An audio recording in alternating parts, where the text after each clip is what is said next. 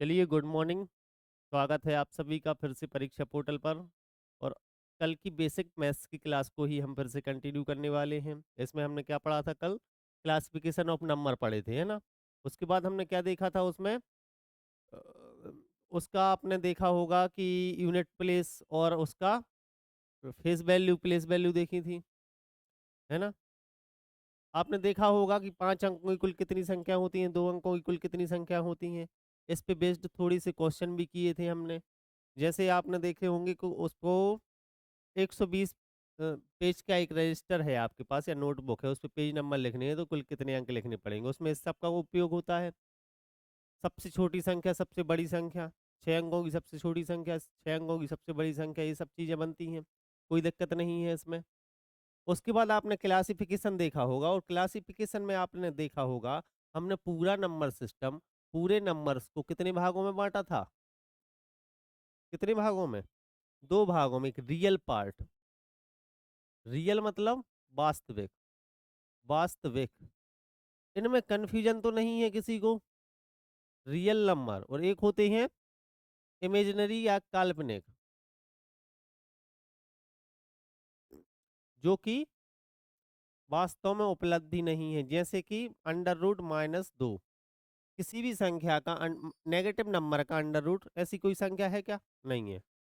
Real में क्या क्या आ जाएंगे आपके वास्तविक में? सारी संख्याएं जो कि नंबर लाइन पे डिनोट कर सकते हो आप। कौन सा? 0, -1, +1, +2, +3, और ये कहाँ तक? इनफाइनाइट तक। ये -1, -2, -3, -4। अब बताओ कहाँ कंफ्यूजन है? रियल नंबर में और नेचुरल नंबर में।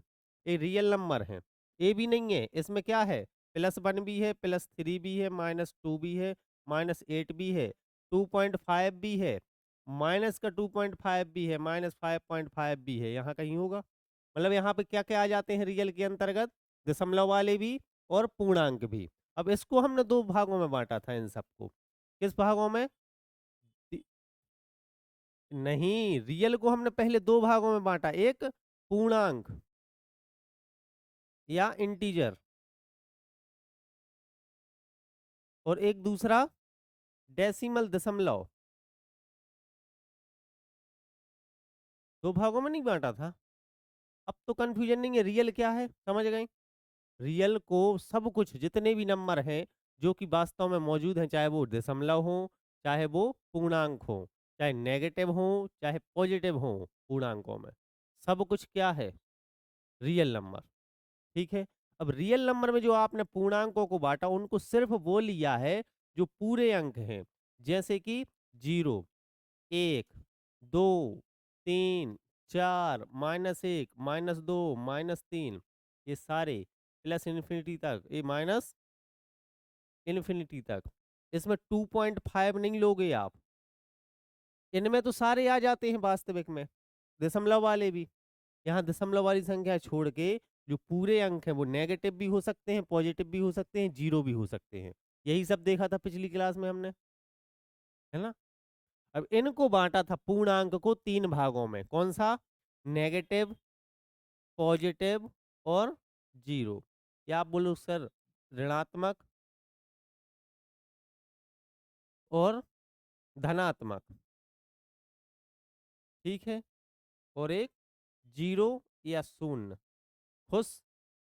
हिंदी में बता दिया। आप बोलोगे सर नेगेटिव कौन से हैं? ए वाले, -इन्फिनिटी से लेकर, -1 से लेकर -इन्फिनिटी तक। पॉजिटिव कौन से हैं? ए वाले, 1 से लेकर, और ए क्या है एक और? जीरो। तो 3 भागों में बांट लिया, नेगेटिव, पॉजिटिव, जीरो। अब आप बोलोगे सर जो नेगेटिव नहीं है, जो नेगेटिव नहीं है वो क्या पॉजिटिव है? नहीं।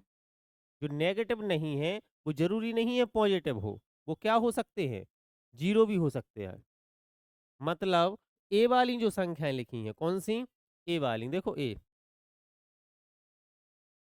ए क्या होते हैं?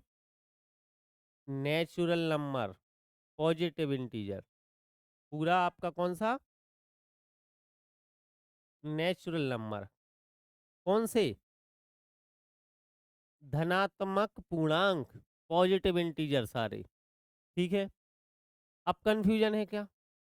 न- नहीं आएगा मोहिनी, जीरो नहीं आएगा इसमें, नेचुरल नंबर में। ठीक है, ये होते हैं नेचुरल नंबर। कौन से पूर्णांक, कौन से पूर्णांक? धनात्मक पूर्णांक, ऐसा बोलोगे आप। सभी धनात्मक पूर्णांक नेचुरल नंबर होते हैं, प्राकृतिक संख्याएं होती हैं, प्राकृतिक संख्या है ना। ठीक है, अगर आपसे बात किया जाए कि होल नंबर क्या होते हैं, होल नंबर, होल नंबर।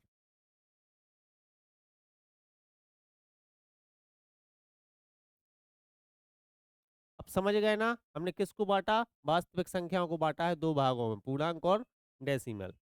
ठीक है ना। अब आप बोलोगे sir whole number, whole number को क्या बोलते हो आप? पूर्ण संख्या, पूर्ण संख्या, पूर्णांक, और ये क्या हो जाएगा आपका? नेचुरल नंबर मतलब प्राकृतिक। इनमें अंतर है। प्राकृतिक संख्या क्या होती है? सभी पॉजिटिव इंटीजर, पॉजिटिव वाले इंटीजर, पूर्णांक। होल संख्या क्या होती है? सर जीरो प्लस ए। अब इसमें जीरो भी आ जाएगा, जीरो, एक, दो, तीन, चार, और कहाँ तक? इन्फिनिटी तक। पूरा पॉजिटिव इंटीजर प्लस जीरो, पूरे ए वाली, ए पूरी आ जाएंगी उसके अंतर्गत। समझ पाए अब? मतलब आप एक शब्द में अगर पूछे कोई आपसे कि होल नंबर क्या होते हैं, तो आप बोलोगे सर नॉन नेगेटिव इंटीजर, जो नेगेटिव नहीं है, मतलब पॉजिटिव और जीरो, सभी आ ऋणात्मक। ऐसा बोलो, आ ऋणात्मक। कैसे लिखेंगे ऋणात्मक? ऐसे, रा ऋषि का, और इसमें लगा दिया आ। आ ऋणात्मक मतलब जो ऋणात्मक नहीं है वो क्या? क्या धनात्मक? नहीं, धनात्मक प्लस जीरो। समझ रहे हैं ना? अऋणात्मक में कौन कौन से आ जाएंगे? अऋणात्मक मतलब ऋणात्मक छोड़ के बाकी सब, मतलब पूरे धनात्मक और जीरो। तो होल नंबर क्या होते हैं? अऋणात्मक पूर्णांक। बोल दोगे एक शब्द में? ये सब चीजें हमने कल की क्लास में देखी थी। इसी में सम विषम देखा था, वो भी पता होगा आपको। इसके बाद हमने क्या देखा था? और भाज्य भाज्य देखी थी, जिसके क्या हो, भाज्य संख्या क्या होती है? कम से कम उसके तीन फैक्टर हो, है ना। तीन संख्याओं से भाग जाता हो वो भाज्य हो जाएंगी। जैसे आपका छः, छः में किस किस का भाग जाता है? एक का, दो का, तीन का, छः का। इसके चार फैक्टर है, मतलब ये क्या है? भाज्य, भाज्य या कंपोजिट, कंपोजिट नंबर बोलते हैं इनको। और अभाज्य क्या होगी? Prime number. हाँ, जैसे दो, दो में किस किस का भाग जाता है? एक का, दो का। पांच में किसका जाता है? सात में किसका जाता है? किसी अन्य का तो नहीं जाता। मतलब ये कौन सी संख्या होती है? अभाज्य संख्या या प्राइम नंबर। ठीक है, इतना सब हमने कल की क्लास में देखा था, देखा था। आप बात करें, डेफिनेशन लिखते जा रहे हैं ना सब चीजों की, लिख ली थी, पूरा बना लिया था। भाज्य क्या होती है, अभाज्य, एक एक दो दो उदाहरण लिख लो उसके। सबसे छोटी अभाज्य संख्या क्या होती है? सबसे बड़ी, अब सबसे बड़ी तो नहीं बता सकते, लेकिन आप बता सकते हो। आप बताओ दो अंकों की सबसे बड़ी अभाज्य संख्या। खड़े हो जाओ। हम्म,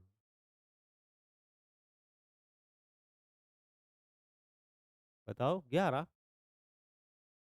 11 तो सबसे छोटी है, सबसे बड़ी उनको क्या देख रहे हैं, आप बताओ। 97, बिल्कुल सही। 99 तो सबसे बड़ा नंबर है दो अंकों का। 99 लेकिन अभाज्य नहीं है ना, उसमें तो 9 का भी भाग जाता है, 11 का भी जाता है, एक का भी जाता है। ऐसे 98, 98 में 7 का भी जाएगा, 49 का भी जाएगा, समझ रहे हैं ना आप? 2 का भी जाएगा, 14 का भी जाएगा। 98 भी नहीं है, 97 है। 97 सबसे बड़ी। तो वो होती है अभाज्य संख्या, जिसमें खुद का भाग जाए और सिर्फ एक का भाग जाए। अब एक पॉइंट लिख लो आप लोग, क्या? सह अभाज्य संख्याएं। इसका बहुत रोल है मैथ्स में। सहअभाज्य संख्याएं। मतलब को प्राइम नंबर, आपरी में नहीं है ये, को प्राइम नंबर। इंग्लिश मीडियम वाले लिख सकते हैं को प्राइम नंबर, या इसको बोल सकते हो आप रिलेटिवली प्राइम प्राइम नंबर। मतलब सह आपस में सहअभाज्य होनी चाहिए। हालांकि ये को प्राइम और रिलेटिवली को प्राइम अलग चीज होती है, लेकिन आपको एक ही चीज पढ़नी है। ठीक है। को प्राइम नंबर क्या होता है? ऐसे को मतलब क्या होता है? को जोड़ा, को मतलब दो लोगों का जोड़ा। एक को लगा देगा, एक को एजुकेशन सुना है? हमारे देश में कौन सा सिस्टम है? को एजुकेशन। मतलब जहाँ लड़के और लड़कियां साथ में पढ़ते हैं, एक को एजुकेशन होता है। को एजुकेशन सिस्टम मतलब जोड़ा साथ में पढ़ता है, लड़के भी लड़कियां भी अलग अलग। ठीक है। तो ऐसे ही मतलब दो संख्याओं का जोड़ा जो आपस में कैसे हो? को प्राइम हो। इसका मतलब ये नहीं है वो संख्या प्राइम हो। जैसे दो तीन उदाहरण में आप पूरा समझ जाओगे इसमें दिक्कत क्या है। जैसे 5 और 7 दोनों में ऐसी कोई संख्या कॉमन नहीं आनी चाहिए, एक के अलावा। एक का भाग तो सब में जाता है, उसके अलावा दूसरी कोई संख्या नहीं मिलनी चाहिए जिससे दोनों में भाग जाता हो। 5 और 7 में एक का भाग जाएगा, यहाँ भी एक का भाग जाएगा, यहाँ एक का भाग जाएगा, 7 का जाएगा। एक का तो सब में जाएगा, दूसरी कोई कॉमन संख्या नहीं मिलनी चाहिए, दूसरा कोई कॉमन फैक्टर नहीं मिलना चाहिए। ऐसी संख्या, दो संख्याओं का जोड़ा क्या होता है? आपस में वो को प्राइम है, ये कह सकते हो आप। समझ पाए सब लोग? समझ गए ना? सहबाज संख्या कैसी होती? ऐसी दो संख्याओं का जोड़ा या पेयर जो आपस में सहबाज हो, जिनके जिनके कोई भी एक के अलावा कोई भी दूसरा, एक मतलब वन के अलावा कोई भी दूसरा कॉमन फैक्टर ना हो। समझ पाए सब? ये होता है। आप बोलोगे सर 5 और 7 हैं। 5 क्या है? प्राइम नंबर है। ए भी क्या है? प्राइम है। दो प्राइम नंबर आपस में क्या होते हैं? हमेशा को प्राइम होते हैं। लेकिन जरूरी नहीं। आप एक और देखो, 5 और 8 ये को प्राइम है क्या? ए प्राइम नंबर है। ए क्या है? कंपोजिट है ना? एक प्राइम और एक कंपोजिट नंबर भी को प्राइम हो सकता है। समझ रहे हैं ना? दो दो प्राइम नंबर तो हमेशा कंपोजिट होंगे, लेकिन एक प्राइम और एक कंपोजिट भी हो सकता है। हो सकता है। कैसे? सर इसमें एक का भाग जाता है, इसमें 5 का जाता है, इसमें एक का जाता है, 2 का जाता है, 4 का जाता है, 8 का जाता है। कॉमन कितने आए फैक्टर? एक ही आया ना। उसके अलावा कुछ कॉमन दिख रहा है? मतलब ये आपस में को प्राइम है। मतलब को प्राइम होने के लिए दोनों संख्याओं का प्राइम होना जरूरी नहीं है। समझ रहे हैं ना? दोनों अगर प्राइम है तो वो को प्राइम है ही, लेकिन जरूरी नहीं है कि दोनों प्राइम हो तभी को प्राइम होगा। समझ पा रहा है? हमने उदाहरण दे दिया एक। अच्छा, दोनों किसी एक संख्या का प्राइम होना जरूरी है क्या? ये भी जरूरी नहीं है। जैसे एक और एग्जांपल लो आप। जैसे आपने बोला कि सर 25 और 12 ये आपस में को प्राइम है क्या? है ना? ये क्या है? Composite number. ये क्या है? Composite number. इसमें एक का भाग जाता है, 5 का जाता है, 25 का जाता है, एक का जाता है, 2 का जाता है, 3 का जाता है, 4 का जाता है, 6 का जाता है, और दोनों में एक का ही भाग जा रहा है कॉमन। उसके अलावा कुछ कॉमन है क्या? नहीं है ना। मतलब ये आपस में क्या है? को प्राइम। तो दो दो कंपोजिट नंबर भी को प्राइम हो सकते हैं, इसका मतलब ये है। समझ पाए? कॉमन नहीं आना चाहिए बस कुछ। ये होते हैं को प्राइम नंबर। क्या आप बताओ, क्या दो कंपोजिट नंबर हमेशा को प्राइम होंगे?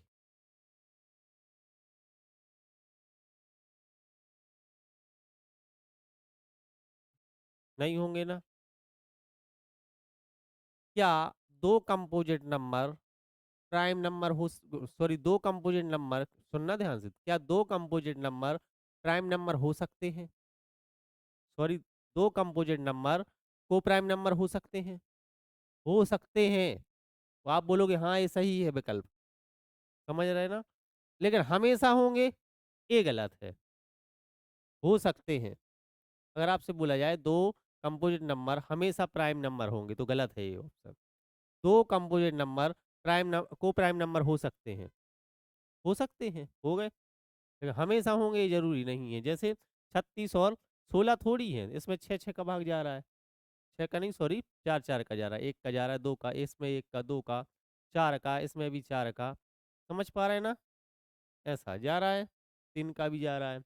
तो हमेशा 2 कंपोजिट नंबर हमेशा आप बोलो कि को-प्राइम होंगे तो ये ज़रूरी नहीं है।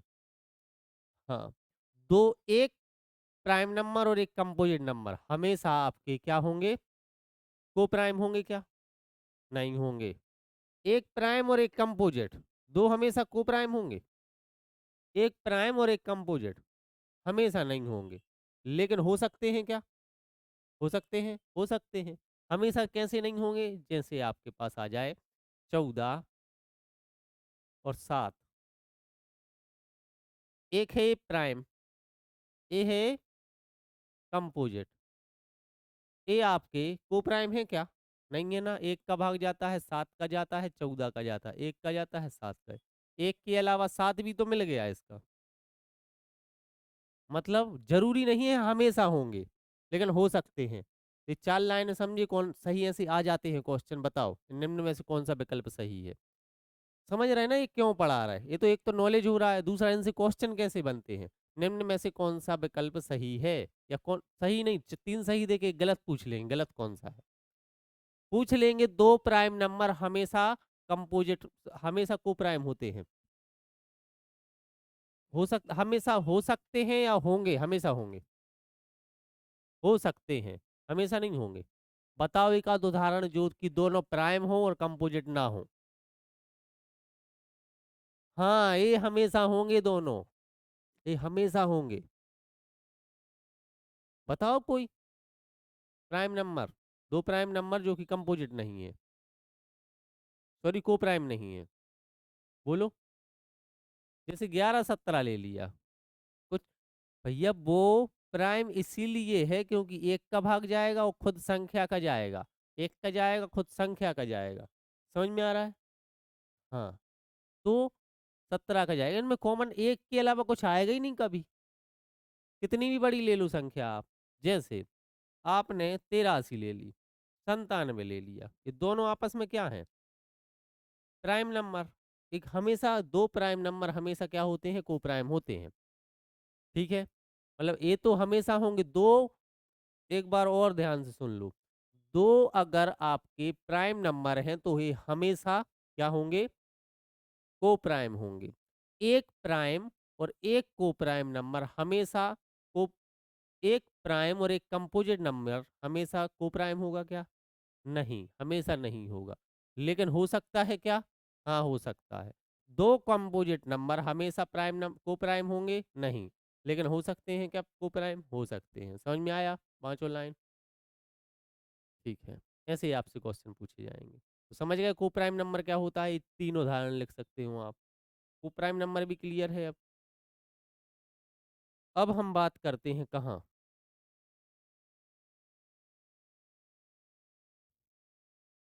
यहाँ देखो अब। आगे बढ़े थोड़े से आगे। तो आपने क्या सीखा अब? यही सब। हुँ, पूछो। क्या हुआ?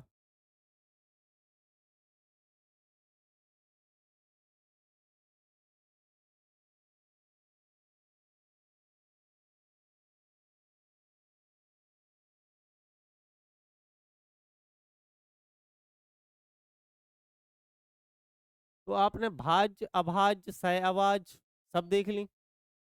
देख ली ना? हम कहाँ थे? यहाँ पे।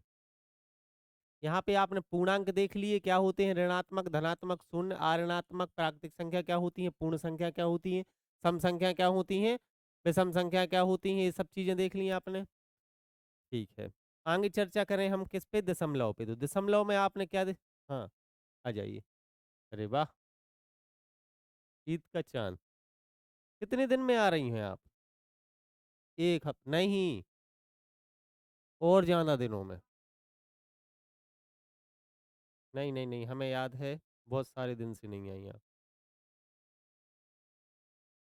तो आपने सब देख लिया अब, इंटीजर को पूर्णांकों को बाँटना सीख लिया, पूर्णांक कितने धनात्मक, ऋणात्मक, शून्य सब, नेचुरल नंबर और आपके होल नंबर मतलब प्राकृतिक संख्या पूर्ण, पूर्ण संख्या और पूर्णांक अंतर है, पूर्णांक में सब आ जाते हैं। पूर्ण संख्या क्या होती है? 0 से लेकर 1, 2, 3, 4 अनंत तक। समझ में आया? इतने में कन्फ्यूजन तो नहीं है? क्लियर है ना? हाँ, मतलब आपके सभी पूर्णांक। इसको आगे बढ़े अब थोड़े से। अब हम चर्चा करेंगे किस पे? दशमलव पे।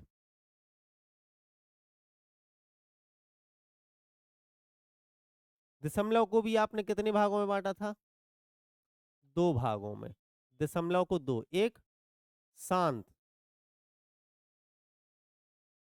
और एक अशांत, मतलब टर्मिनेटिंग, इंग्लिश मीडियम वाले लिख ले टर्मिनेटिंग और ये लिख ले नॉन टर्मिनेटिंग। ठीक है क्या? टर्मिनेटिंग एक नॉन टर्मिनेट। टर्मिनेटिंग कौन से? जो खत्म हो जाए, शांत हो जाए। 0.5 शांत हो गया, 5 के बाद 0.349 खत्म हो गया ना? ऐसे कोई उदाहरण लिख लो आप, 0.65, 0.125, 0.359 या 5575, खत्म हो गया। 3 अंकों की भी होती, 1 की, 2 की, 3 की, 4 की, 8 की, 25 की, सभी अंकों की हो सकती है। हो सकती है ना? हो सकती है। यहाँ खत्म हो रहा हो, खत्म हो कहीं ना कहीं तो हो, अशांत हो जाए, वो शांत हो जाए, वो शांत होती हैं। अब हम बात करते हैं किसकी? अशांत की। अशांत क्या होते हैं? जो शांत ना हो वो अशांत हैं। मतलब कि जो नॉन टर्मिनेटिंग, टर्मिनेट ना हो, जैसे 0.3333, इनको भी हमने 2 भागों में बांटा था। किन 2 भागों में? एक रिपीटिंग, ध्यान से देखना सब, एक रिपीटिंग, जी, एक नॉन रिपीटिंग, मतलब कि आवर्त दशमलव और गैर आवर्त बोल सकते हो, या पुनरावृत्ति वाले और अपुनरावृत्ति वाले। समझ गए ना? रिपीटिंग और नॉन रिपीटिंग। रिपीटिंग में कौन से आ जाएंगे अब आपके? देखो अपन ने किसको बांटा है ये, ध्यान से देखना, किसको? दशमलव को, डेसिमल को। डेसिमल को कितने भागों में?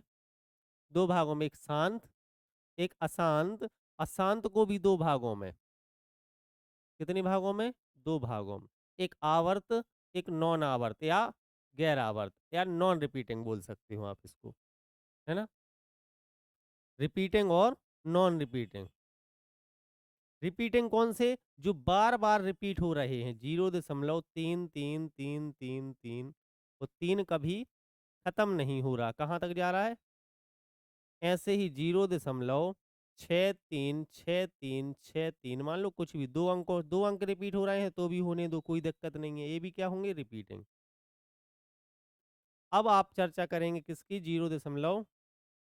0 नहीं, जरूरी नहीं है 0 ही हो, 3.54, 5454, 5454 और 54 भी कभी खत्म नहीं हो रहा। समझ पा रहा है ना? ये सब क्या हुए? रिपीटिंग। खत्म अशांत है, शांत अशांत है, कभी शांत भी नहीं हो रहे हैं और रिपीट होते जा रहे हैं, तो ये तो रिपीटिंग हो गए। अब अशांत में एक प्रकार का और बनेगा, 0.542893 2 4 9 7 8, और ऐसे खत्म भी नहीं हो रहे हैं, ये क्या है? Non repeating non terminating, terminate भी नहीं हो रहे हैं और रिपीट भी नहीं हो रहे हैं, चले जा रहे हैं, बढ़ते जा रहे हैं, कुछ भी आता जा रहा है। समझ पा रहे हैं? ये होते हैं, कभी खत्म नहीं होते। ठीक है, अब आप चर्चा करेंगे, सुनो, शांत दशमलव। क्या? दशमलव को हमने कितने भागों में बांटा? शांत एक, अशांत, अशांत को रिपीटिंग और एक नॉन रिपीटिंग। क्लियर है क्या? ये हमने बांटा किसको है? दशमलव को। आप बोलोगे सर परिमेय संख्या क्या होती हैं? परिमेय संख्या, जिन्हें पी बटे क्यू के फॉर्म में लिख सकते हैं और जिन्हें नहीं लिख सकते वो अपरिमेय से। अब अपन इनमें देखें लिख किन किन को सकते हैं, लिख किन किन को सकते हैं। आप बोलोगे सर हम इन सभी पूर्णांकों को लिख सकते हो क्या? बोलो। लिख सकते हो आप, लिख सकते हो ना? कैसे लिखोगे? अपॉन वन कर दो सर। जैसे आप बोलोगे हमें जैसे बताओ किसको -11 को लिखना है, ये भी पूर्णांक है, -11/1 माइनस आप 15 को लिखना है तो 15/1 सबके बटे में एक जीरो को लिख सकते हो, हाँ 0/1 जीरो को एक लोग 0/1 की कोई वैल्यू है जीरो है। हमने कल ही बताया था जीरो को अगर 5 लोगों में बांटना है तो कितने कितने रुपए मिलेंगे? 0 0 रुपए। लेकिन 0 रुपए को 5 लोगों में अगर आपको बांटना है तो 0 0 तो बांट दिए। अब अगर आपसे आ जाए कि 5/0 5 रुपए हैं, हम पे 0 लोगों को बांटना है, बांट सकते हो क्या? नहीं बांट सकते। 0 रुपए को 5 लोगों में बांट सकते हो, मतलब 0/1 भी लिख सकते हो आप। ये भी क्या है आपका इन मतलब आप बोलोगे सर सभी पूर्णांकों को हम पी बटे क्यू के फॉर्म में लिख सकते हैं। तो परिमेय संख्या सभी पूर्णांक आपके क्या होते हैं? परिमेय संख्या होती हैं। लेकिन क्या सिर्फ पूर्णांक ही परिमेय संख्या होती हैं? नहीं, आपके दशमलव भी होते हैं। कौन से दशमलव? लेकिन शांत दशमलव। लेकिन कौन सी दशमलव? शांत दशमलव। अपन बात करेंगे सिर्फ शांत दशमलव पे। शांत दशमलव क्यों होते हैं? इनको आप लिख सकते हो, कैसे लिख सकते हो बोलो? 0.5 को लिखना है, शांत दशमलव को कन्वर्ट करना आता है फ्रैक्शन के फॉर्म में, कैसे? 5 कितने अंक को पहले दशमलव है? 1 अंक, तो कितने लिख दें आप? 10 लिख दें। ऐसी संख्या जिसमें एक शून्य हो। 5/2 बराबर 5/10 बराबर 1/2, इसकी वैल्यू होगी 1/2 के बराबर। लिख लिया? लिख लिया बटे के फॉर्म में, पी बटे क्यू के फॉर्म में पूजा। ऐसे ही आप 0.65 को अगर आपको लिखना है, आप बोलोगे सर 65 बटे क्या? जितने अंकों पहले दशमलव है पीछे से देखना 1 2, तो कितने शून्य लगाओगे आप? अब इनको काट भी लो 5 से 13 बार तो इसकी वैल्यू कितनी आई 0.65 की? 13/20 लिख लिया आपने। इसको भी लिख लोगे 0.125 को क्या लिखोगे? 125 बटे जितने आप अंकों पहले दशमलव है उतने जीरो लिख लिया? लिख लिया होगा। लिख लोगे? इसको भी लिख लोगे? अब देखो कट रहे हैं तो काट लो। 25 एकम 25 पंचे 25 चौके 5 एकम 5 अट्ठे 1/8 आ जाएगा। ऐसे ही आप इसको काटोगे, बना लोगे सबको। मतलब आप बोलोगे सर सभी शांत दशमलव क्या होते हैं? परिमेय संख्या होती हैं। होती हैं, इन्हें भी पी बटे क्यू के फॉर्म में लिख पाए। अब हम चर्चा करते हैं किस पे? हाँ इस पे। अशांत दशमलव के साथ क्या है? अशांत दशमलव वाले जो रिपीटिंग होते हैं इनको लिख लेते हो आप।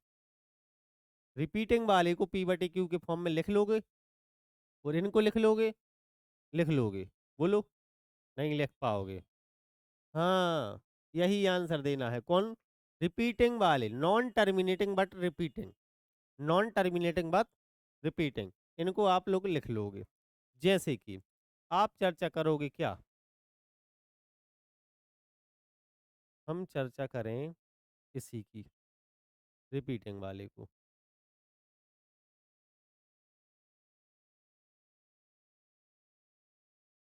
0.333333, इसको आप लिख सकते हो 0.3 पे बार। लेकिन सर ये आपने बटे के फॉर्म में थोड़ी लिखा, अभी ये तो उसी को पे बार लगा दिया। इसको बटे के फॉर्म में लिखना है पी बटे क्यू के फॉर्म में, तो आप लिखोगे 3/9। जितने अंकों पे बार है उतने 9 से भाग देना है। तो आप बोलोगे सर ये कितना हो जाएगा? 1/3, मतलब कि 0.33 की मतलब 3 पे बार की वैल्यू कितनी है? 3/9। या आप डायरेक्ट लिख सकते हो कितना? 3। 0.6363 रिपीट हो रहा है तो लगा दो 63 पे बार। 0.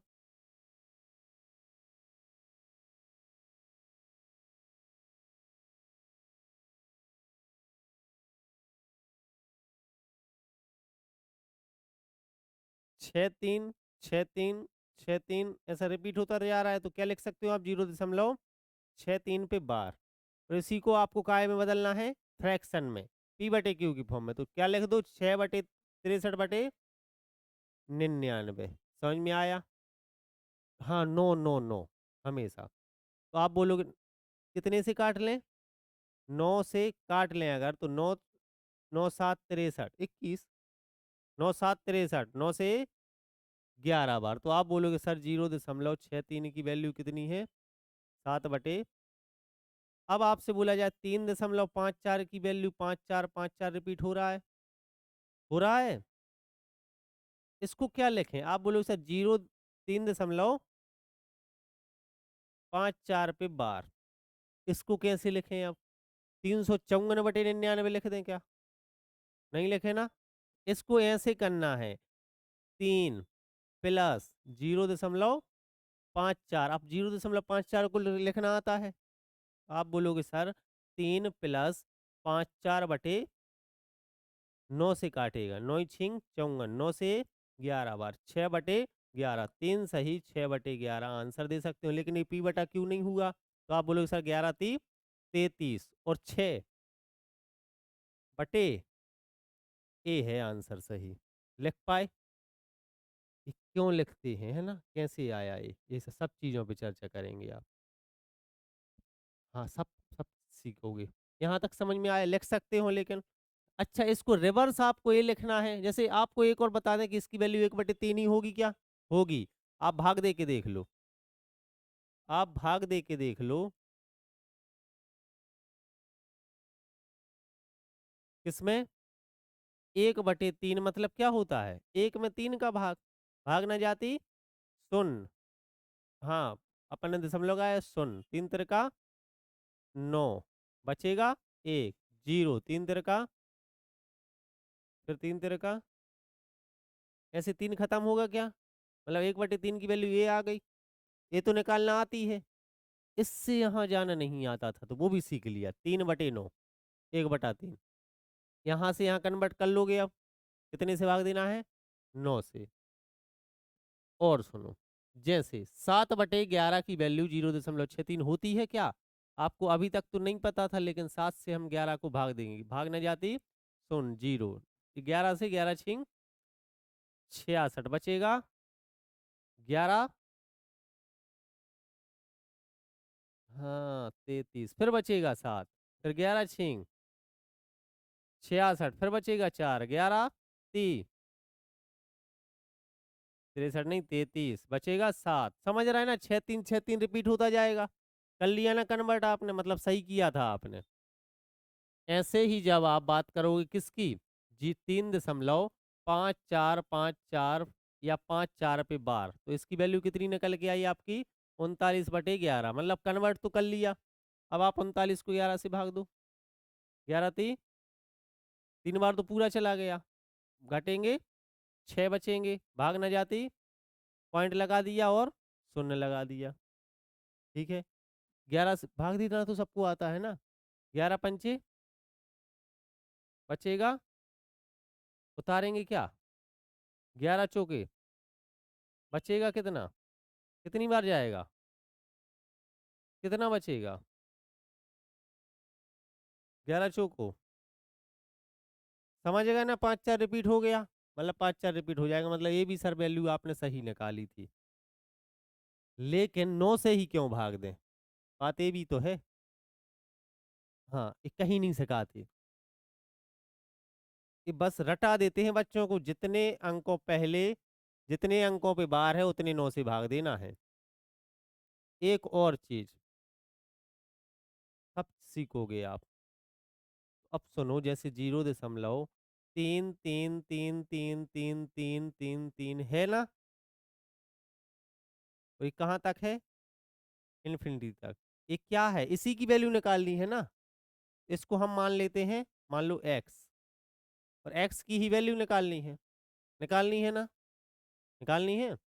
आप बोलो सर इस पूरी इक्वेशन को हम 10 से गुणा कर दें तो 10x हो जाएगा। 10 से क्यों किया अभी बताएंगे। आप बोलोगे सर 10 से गुणा कर लिया तो क्या हो जाएगा? एक पॉइंट खिसक जाएगा। 3 दशमलव क्या ए वाला 3 लिखा है यहाँ पे, और फिर ये लिखा है यहाँ पे, फिर ये लिखा है यहाँ पे। मतलब ये पागल क्यों बना रहे हो सर? वही बात हो गई, वो तो कुछ नहीं है, चेंज कुछ नहीं हुआ। ए भी अनंत, ए भी अनंत। बताओ कोई दिक्कत है क्या? इस 3 के नीचे चाहे 3 लिख दो, चाहे ये यहाँ चला गया, बात एक ही है ना। जब इसमें से एक घटेगा तो 10x में से 1x घटेगा, और यहाँ पे 3 में से 0 घटेगा 3। दशमलव के बाद क्या आएगा? 0 0 0 0, मतलब ये 3 ही नहीं हो गई बराबर। x की 9, 10 में से 1 जाएगा 9x बराबर, और x की वैल्यू 3/9। हम 9 से ही क्यों भाग दिलाते? वही x की वैल्यू आ गई ना जो चाहिए थी। 10 से गुणा क्यों करना है ना? 10 से इसलिए गुणा करना है कि एक पॉइंट खिसकाना है आपको, तब तो पूरे में से कुछ घटा पाओगे। 7 से गुणा क्यों नहीं किया? 7 या 21 21 आ जाता, कैसे घटती? 10 से गुणा इसलिए आपको इस दशमलव के बाद की ये जो रिपीट हो रही है इसको ही तो खत्म करना है, इसको 0 बना देना है। 10 से गुणा कर लोगे आप, तो क्या हो गया? 3 दशमलव। अब ये 0 0 बनाने के लिए किया ऐसा। अब तो नहीं रटोगे कि 9 से भाग क्यों देते हैं। 10 से गुणा करके एक एक वैल्यू घटा देते हैं, इसलिए यहाँ 3 ही बचता है, और यहाँ की चीजें समझ में आया? इसलिए 9 से ही भाग जाता है। अच्छा, 2 अंक हैं तो डबल 9 से क्यों जाता है, ये भी तो सोचो। समझ रहे हैं ना? सुनो अब, इसका भी सोच लो।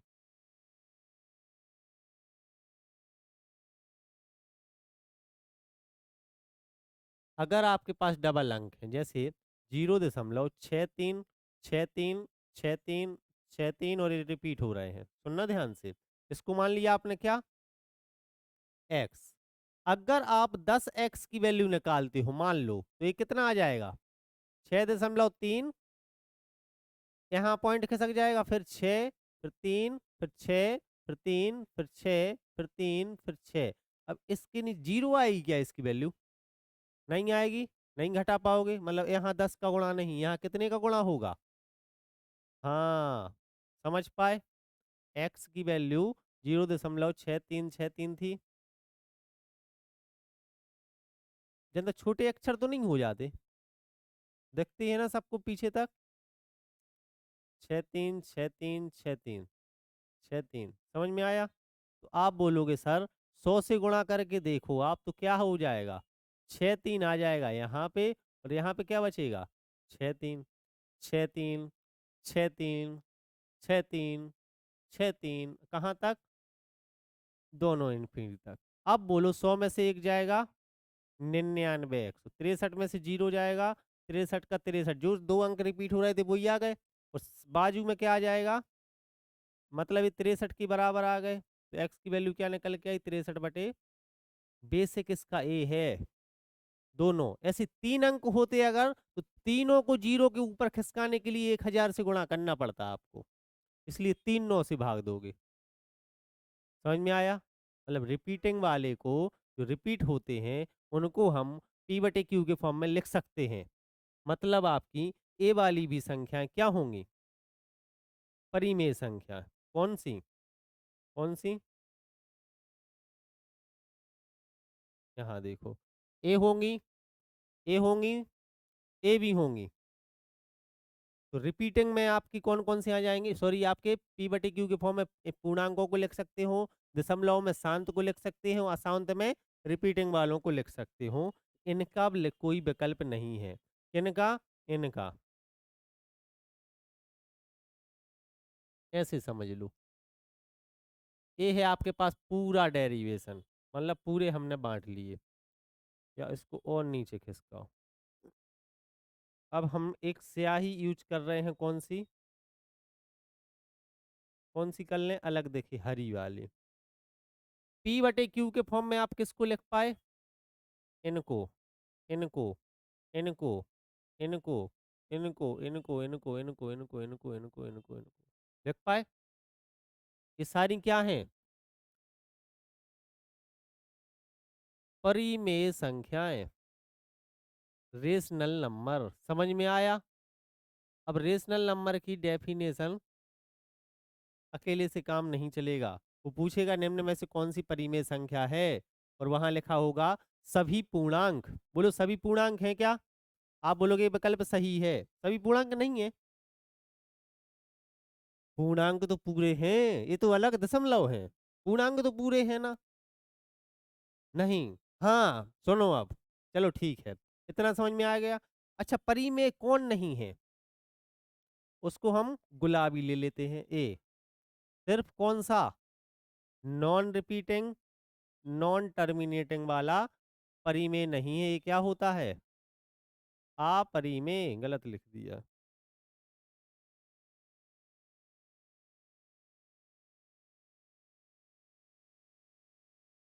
अपरिमेय संख्याएं, समझ गए ना? जिन्हें पी बटे क्यू के फॉर्म में नहीं लिख पाते आप, ये होती हैं अपरिमेय संख्या। समझ में आया?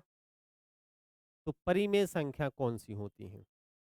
अब आपको बस इतना ही याद नहीं रखना कि जिन्हें हम पी बटे क्यू के फॉर्म में लिख सकते हैं। आपके पास क्वेश्चन ऐसे बनेंगे।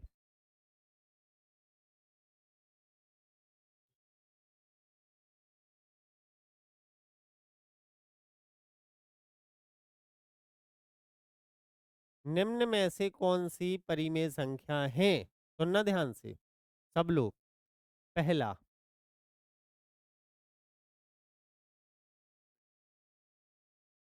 सभी पूर्णांक हैं क्या? हैं। दूसरा, कौन देगा आंसर? सभी वास्तविक संख्याएं। सभी वास्तविक संख्या नहीं है? सभी वास्तविक संख्याएं आपके परिमेय संख्या नहीं है क्या? नहीं है। क्यों? वास्तविक संख्याओं में से पूर्णांक है, दशमलव पूरे नहीं है ना, ये वाले नहीं है। तो पूरे आप रियल नंबर को नहीं कह सकते, रियल नंबर का ये वाला पार्ट तो चला गया ना। पूरे रियल नंबर नहीं है आपके, समझ रहे हैं ना? सारी वास्तविक संख्याएं आपकी परिमेय संख्या नहीं हो सकती। समझ रहे हैं ना? आपसे पूछा जाएगा सभी दशमलव, सभी दशमलव हैं क्या? ए भी नहीं है। सभी कौन से नहीं है इनमें से? नॉन रिपीटिंग वाले नहीं है, सभी नहीं कह सकते हो आप। आपसे पूछा जाएगा सभी शांत दशमलव हैं क्या?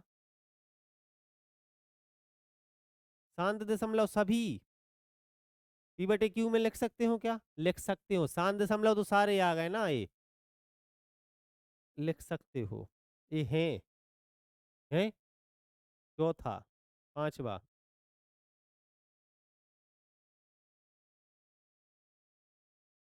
सभी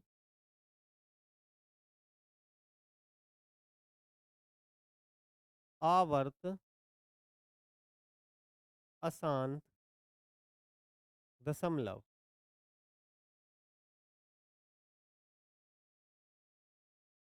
बोलो ये है क्या? है। क्योंकि आवर्त वाले मतलब रिपीटिंग वाले तो सभी आ जाते हैं। अच्छा, आपसे अगर पूछा जाता छठवा पॉइंट कि सभी अशांत दशमलव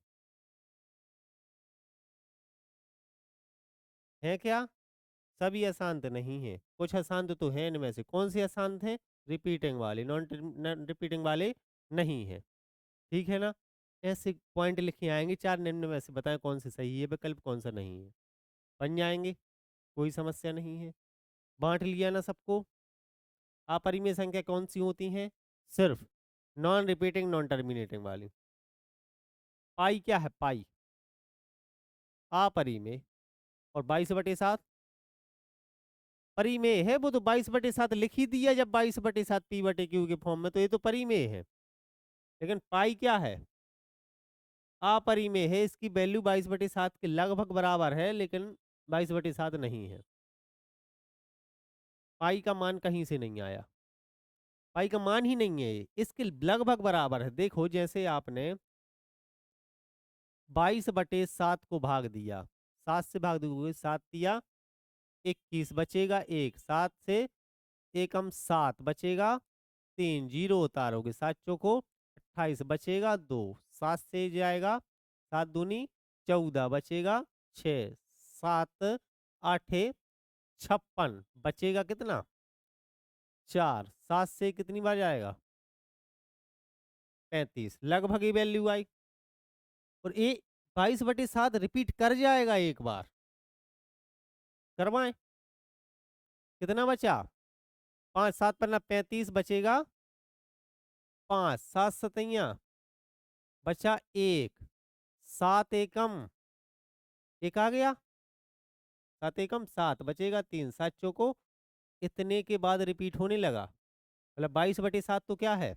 रिपीटिंग वाला। मतलब इसको तो P/Q के फॉर्म में लिख सकते हो। लेकिन पाई की जो वैल्यू है, पाई की वैल्यू वो 3.1428, हम तो कह रहे हैं यहाँ भी नहीं है, 1.4, यहाँ 2 से 2 8 है ये। वो कुछ और है यहाँ पे, 3 कुछ, 1.437 ऐसी। इस सही वैल्यू नहीं है, ये लगभग इसके बराबर है। अब बोलो सर पाई है क्या फिर? ऐसा है ना, पाई है क्या? ये जहन में ये सवाल उठना चाहिए। किसी के उठा अभी तक? पाई बचपन से पढ़ते आए पाई। पाई एक रेशियो है। किसका रेशियो है? एक सर्किल जो आपका होता है, समझ रहे हैं ना, इसकी अगर सरकमफ्रेंस, एक व्यक्ति वैज्ञानिक था या कोई भी था, उसने क्या किया, एक रस्सी ली, रस्सी ली, यहाँ पे एक खूंटी लगा दी, उससे बांध दिया इस रस्सी को। प्रकार का जो काम होता है वही करेगा वो। और यहाँ पे एक पेन चलाया या खेत में खड़े होके ऐसे घुमा दिया इसको चारों तरफ, इसको पकड़ के घूमा वो तो ऐसे ही घूमेगा, घूमेगा यहीं आ जाएगा। एक गाय रस्सी से बांधी, वो इतने एरिया की घास चर जाएगी, साफ हो जाएगा इतना, वो क्या बनेगा? एक सर्किल। ये होता है एक सर्किल। अब उसने इस पूरी लाइन पे एक रस्सी बिछा दी, ए से लेकर बी, सी, डी, ई को मिलाती हुई एक रस्सी मिला दी, ए से लेकर ई तक की।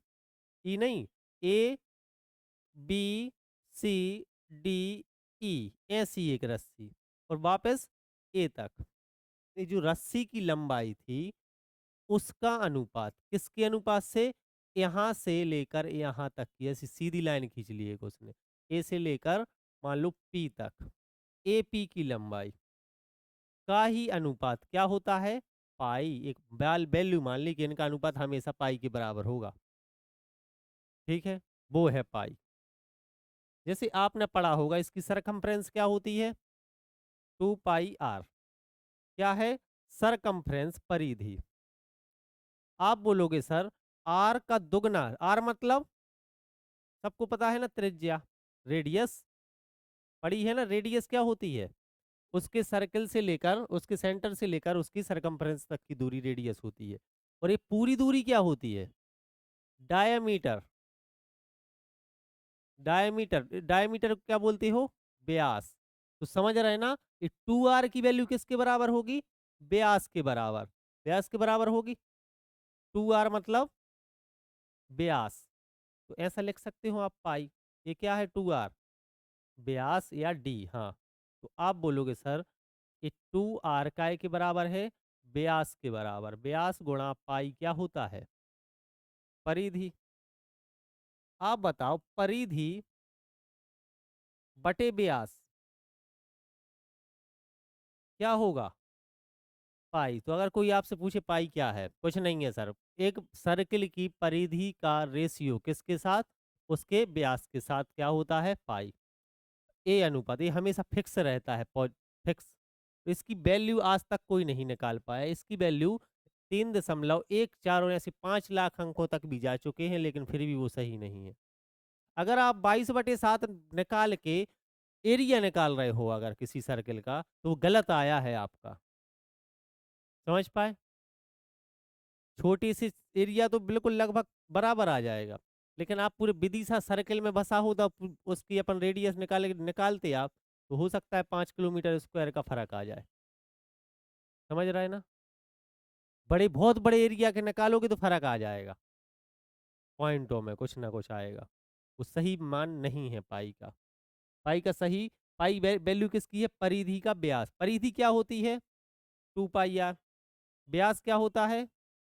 2 आर। तो आर से आर कट गया, समझ रहे हैं ना? 2 से 2 कट गया। क्लियर है? या एक बात और, अगर 2 से 2 काट दें और 2 पाई आर काट दें, पाई आर को आर से ना काटें, जब 2 पाई आर, आप बताओ पूरे सर्कल 2 पाई आर है, तो इतनी वैल्यू कितनी होगी? देखो ये वाली,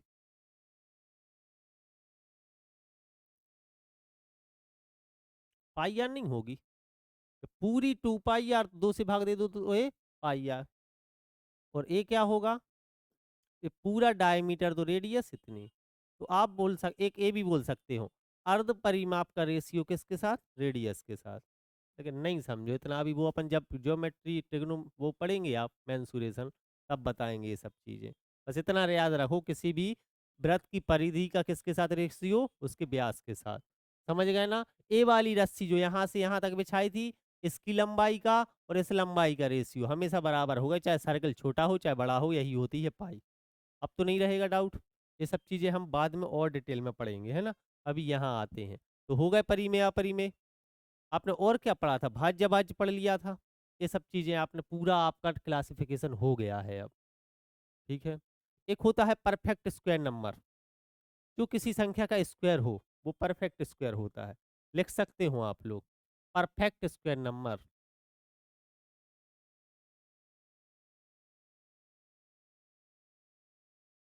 परफेक्ट स्क्वायर नंबर पूर्ण वर्ग संख्या क्या होती है? जैसे 1 का वर्ग, 2 का वर्ग, दो कौन बोल रहा है? 3 का स्क्वायर, 4 का स्क्वायर, 16, 5 स्क्वायर, 6 स्क्वायर। तो ये सारी संख्या जो आई हैं, ये सारी क्या है? पूर्ण वर्ग संख्या। 17 पूर्ण वर्ग संख्या है क्या? नहीं है। 15 है क्या? 14 है क्या? 21 है क्या? 35 है क्या? 36 है क्या? है। समझ गए ना? किसी संख्या का वर्ग होना चाहिए, यही कहलाती है पूर्ण वर्ग। इसमें ज्यादा सोचने की जरूरत नहीं है। 6 का स्क्वायर, 7 का स्क्वायर, 49, 8 का स्क्वायर, 9 का स्क्वायर, 10 का स्क्वायर। समझ रहे हैं ना? ये सब चीजें। 11 का स्क्वायर, 12 का स्क्वायर, 13 का स्क्वायर, 169, 169। 14 का स्क्वायर, 14 का 196, 15 का 225, याद है ना? 16 का, हाँ 16 का है 256, 14 का नहीं। 17 का 289, हाँ। 18 का 324, 19 का 61, 20 का 21 का। याद होने चाहिए कहाँ तक? कम से कम 20 तक, 25 तक, 30 तक तो याद होने चाहिए। 20 तक कल याद हो जाएंगे सबको? हैं अभी? सबको है? 25 तक याद करके आना है कल। ठीक है। और 25 तक दुनिया टेबल।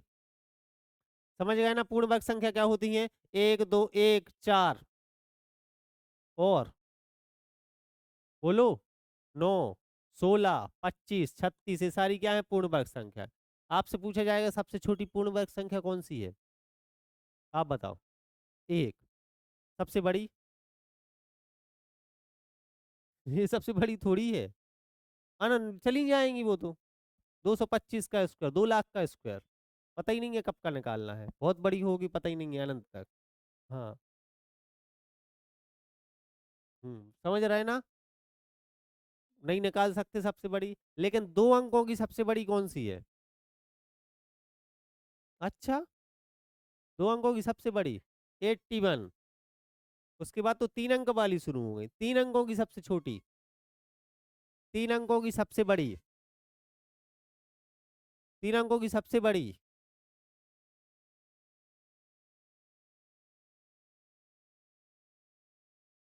समझ गए? ऐसे क्वेश्चन पूछते हैं। अब परफेक्ट स्क्वायर से कैसे क्वेश्चन पूछे? ये तो सबको पता है। 3 अंकों के लिए क्या करें? आप बोलोगे सर 1000 से छोटी होनी चाहिए, इसके आसपास वाली देखो। तो एक संख्या मिली आपको 30, 30 का स्क्वायर होगा 9 से, इससे कुछ बड़ी ही होगी वो, है ना?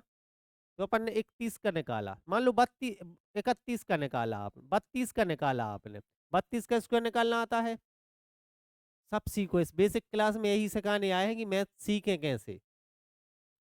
32 का स्क्वायर कितना निकलेगा? 32 गुणा 32, 2 का गुणा यहाँ किया 2 दूनी 4, 2 का गुणा यहाँ किया 2 तिया 3 का गुणा यहाँ किया 3 दूनी 3 का गुणा यहाँ किया 4, 2। लेकिन ये तो 1000 से बड़ी हो गई ना, तो इसका मतलब क्या है? 31 का स्क्वायर निकालो और वो देखो 1000 से छोटी है क्या? 31 का निकाला तो 31 गुणा 31, 961, एक का 31, 3 से होगा 93। आप बोलोगे सर 1, 3 और 3 6, 961, तो 961 3 अंकों की सबसे बड़ी पूर्ण वर्ग संख्या है। ठीक है ना? लेकिन वर्ग निकालना ऐसे नहीं निकालना, आप लोगों को वर्ग निकालना सीख लो आज ही, हमेशा याद रखना। और ठीक है, किसी संख्या का वर्ग निकालना है तो आपको पता है, जैसे 2 अंकों की एक संख्या है 32 का ही निकालें मान लो, तो 32 गुणा 32 ना करके आप ऐसे लिखो इसको, 2 अंकों की कोई संख्या है, 2 का स्क्वायर, दोनों संख्याओं का गुणा 6 का दुगना 12 का 2 हाथ सिलाई 3 का स्क्वायर और 1 निकल आया। क्या करना है? पहला स्टेप, पीछे वाली संख्या का स्क्वायर, फिर क्या करना है? दोनों संख्याओं को गुणा का दुगना, तीसरा स्टेप क्या करना है? पहली वाली संख्या, पहले वाले अंक का स्क्वायर। हाथ सिलाई जो आती जाए वो गिनते जाओ आगे। जैसे 2 अंकों की संख्या ए बी 2 अंक है मान लो, अंक क्या क्या है आपके पास? 2 अंक ए और बी, तो सबसे पहला स्टेप क्या करना पड़ेगा? बी का स्क्वायर, बी का स्क्वायर किया, अगर 2 अंकों में आया तो हाथ सिलाई ले जाओ आगे, यहाँ जुड़ जाएगी हाथ सिलाई। दूसरे स्टेप में क्या करना है? दोनों ए और बी का गुणा और इसका भी दोगुना, और जो भी हाथ सिलाई आए आगे ले जाओ, हाथ सिलाई आगे चली जाएंगी। फिर क्या करना है? ए का स्क्वायर, ए है वर्ग निकालने का एक टेस्ट मेथड, आपको यूट्यूब पर और कई टीचर द्वारा मिल जाएंगे। 51 से 60 तक का वर्ग निकालने की ट्रिक, 1 सेकंड में वर्ग, 71 से 80 तक की, 99 से 100 तक की, 41 से 50 तक के लिए इलेक्ट्रिक रटो। समझ रहे हैं ना? जिस संख्या के इकाई में 5 हो उसका स्क्वायर निकालने की ये ट्रिक। ऐसी हम कितनी ट्रिक रटे, एक ही चीज पे काम कर लो पूरा, इस पे कमांड अच्छी बना लो और कोई ट्रिक याद करने की जरूरत नहीं है। ठीक है ना? अब निकाल लोगे किसी भी संख्या का स्क्वायर, निकाल के दिखाओ आप निकाल के दिखाओ 64 का।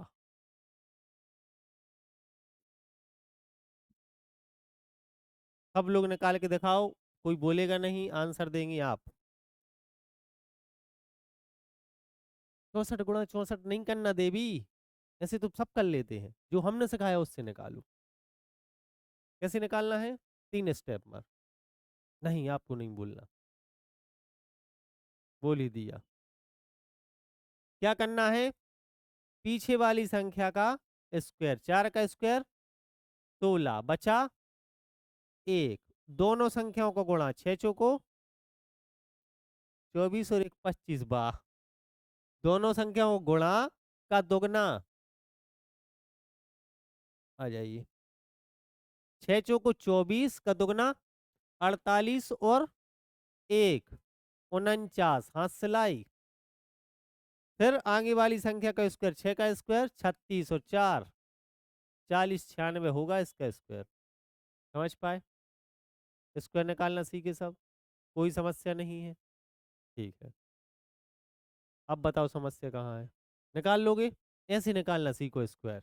नहीं है याद आपको 69 का, 64 का, 72 का, बहुत से याद होने चाहिए 25 तक 30 तक, लेकिन बाद के निकालने हैं, जैसे आपको 72 का निकालना है, निकाल के दिखाओ। कौन आंसर देगा इसका? ऋतिक, बातें नहीं करो।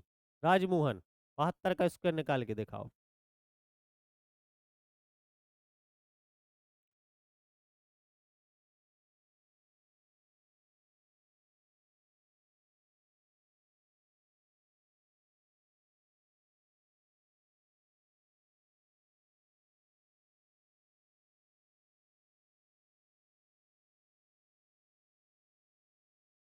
फाइव वन आ गया था।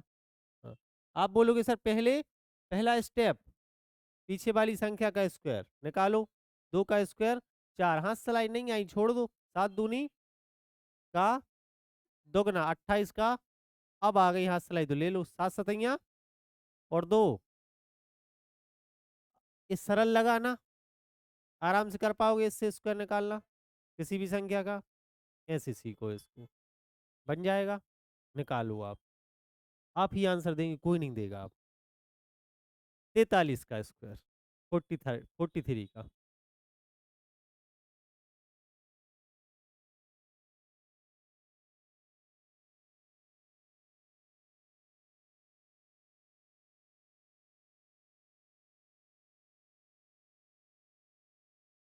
पीछे वाली संख्या का स्क्वायर 43 में, 43 मतलब 3 का स्क्वायर कितना होता है? 9। हाँ सिलाई तो आई नहीं है तो कोई दिक्कत नहीं है। अब क्या करें आप दूसरे स्टेप में? 9 लिख दिया, छोड़ दो इसको। 9 को देखो 43 का स्क्वायर लिखना है। सबसे पहले आप बोलो 3 का स्क्वायर क्या होता है? 9, तो 9 लिख दिया। कोई हाथ सिलाई आई क्या? नहीं आई, तो नहीं लेनी। अब आपको दूसरे स्टेप में क्या करना है? इन दोनों का गुणा, 4 तिया 12 किया, इसका दुगना करो। इसका भी 12 का दुगना 24। 24 लिखो यहाँ पे, तो 24 की पीछे वाली अकेली संख्या लिखनी है 4। 2 कहाँ जाएगा? हाथ सिलाई में। हाथ सिलाई लेते थे अपन बचपन में। अब क्या करना है तीसरे स्टेप में? आगे वाली संख्या का स्क्वायर, 4 का स्क्वायर कितना होता है? 16। 16 में कितना जोड़ना है? हाथ सिलाई 2, 1849 होगा 43 का स्क्वायर। सीख गई? क्या करना है पहले स्टेप में बोलो? पहले स्टेप में क्या करना है? पीछे वाली संख्या का वर्ग। दूसरे स्टेप में क्या करना है? दोनों अंकों का गुणा का दुगना। तीसरे स्टेप में क्या करना है? पहले अंक का स्क्वायर, पीछे वाली संख्या का स्क्वायर, दोनों संख्याओं को गुणा का दुगना। पहला स्टेप ए है, देखो पहला स्टेप ए है। पहले क्या करना है? पीछे वाले अंक का स्क्वायर। दूसरे स्टेप में क्या करना है? दोनों संख्या ए और बी का गुणा का दुगना। तीसरे स्टेप में क्या करना है? अब तो नहीं भूलोगे जीवन में कभी, निकाल लोगे आराम से। हाँ, एक ही मेथड सीखो, छोड़ो बाकी चीजें। ठीक है? यहाँ की ट्रैक वहाँ की ट्रैक 2 सेकंड में सीखे, ये करें वो करें, कुछ नहीं है, कंफ्यूजन है सब जगह। तो वर्ग, पूर्ण वर्ग संख्या क्या होती है ये?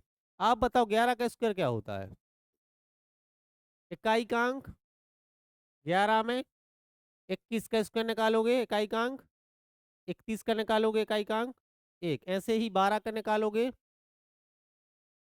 4, 13 का निकालोगे, ऐसे 23 का निकालोगे इकाई का अंक 9। मतलब समझ रहे, इकाई के अंक यही आने वाले हैं, हर किसी भी संख्या का निकाल लो, इसके अलावा कोई नहीं आएगा। मतलब कि 1 आएगा, 4 आएगा, 9 आएगा, 6 आएगा, 5 आएगा, 6, 9, 4, 1, फिर वही रिपीट हो जाएंगे।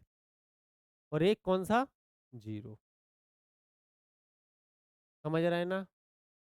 किसी भी संख्या, किसी भी पूर्ण वर्ग संख्या के इकाई का अंक हमेशा या तो 1 होगा और एक ही यहाँ होगा। 4 होगा मतलब कोई किसी इकाई का अंक 2 है तो उसका 4 होगा, 8 है तो 4 होगा, 3 है तो 9 होगा, 7 है तो 9 होगा, 4 है तो 6 होगा, 6 है तो 6 होगा, 5 है तो 5 ही होगा। समझ रहे हैं ना? तो कौन कौन से अंक होते हैं? 1, या ऐसे लिख लो 0, 0 है, लाइन से लिख लो। 1 हो सकता है, 4 हो सकता है, 0, 1, 4, 5, 6, 9। समझ पाए? यही हो सकते हैं, इनके अलावा नहीं हो सकता। पूछ लेंगे आपसे, किसी भी पूर्ण वर्ग संख्या के इकाई का अंक निम्न में से कौन सा नहीं हो सकता। ठीक है, 7 ऑप्शन में है, 7 7 हो सकता है क्या? नहीं हो सकता, आप बोलोगे सर। आपसे बोले जाए 3, नहीं हो सकता। 8, 8 हो सकता है? नहीं हो सकता। 9 हो सकता है। ऐसे क्वेश्चन बनते हैं अंदर से, ये चीज कोई पढ़ता ही नहीं है और क्वेश्चन आ जाते हैं, समझ रहे हैं ना। फिर वो वहां पे बन तो जाएगा क्वेश्चन, वो 5 मिनट खराब कर देगा पूरी चीजें लिख के, देख के कि किस क्या होता है क्या नहीं होता। समय खराब वहां होता है, बच्चों को पूछे जाते हैं इजी क्वेश्चन। एक कोई मतलब एटॉमिक थ्योरी तो है नहीं है जो समझ में नहीं आए। छोटी सी चीज है लेकिन बनती नहीं है ना ये एग्जाम में। बच्चे पढ़ते नहीं है, बड़े बड़े एसएससी सीजीएल के क्वेश्चन लगा लेते हैं, प्रैक्टिस कर लेते हैं, छोटी चीजें नहीं पता होती मैथ की। समझ पाए? ऐसे क्वेश्चन बनते हैं। तो पूर्ण वर्ग संख्या क्या होती है, इकाई अंक क्या होते हैं उसके, ये होंगे, इनके अलावा कोई नहीं हो सकता। हाँ, एक बड़ी बड़ी संख्या 4 लिख देने, इनमें से कौन सा एक पूर्ण वर्ग संख्या नहीं है? कौन सा नहीं होगा जिनके इकाई के अंक ये नहीं होंगे? इसी कंसेप्ट पे ही क्वेश्चन देता है, वो ये नहीं कहता कि इतनी बड़ी बड़ी संख्याओं के आप निकाल के दिखाओ कि ये स्क्वायर है कि नहीं। इसी कंसेप्ट पे आएगा, इकाई अंक चेक करने हैं आपको। वैसा क्वेश्चन अभी है नहीं है, नहीं तो बता देते, या हम कैलकुलेटर होता तो बड़ी संख्या बना लो आप, देख लेना उनमें से एक डाल देगा वो ऐसी जिसका इकाई का अंक इनमें से नहीं होगा। समझ पा रहे हैं? ऐसे क्वेश्चन बनते हैं। और उनको पढ़ते ही थोड़ी जाना, ये भी तो पढ़ना है कि पूछा क्या जाता है। पूर्ण वर्ग संख्या भी आप लोगों पे आ गई हैं। अब क्या बताएं, बोलो आप लोगों को। अब हमने पूरा क्लासिफिकेशन पढ़ लिया है।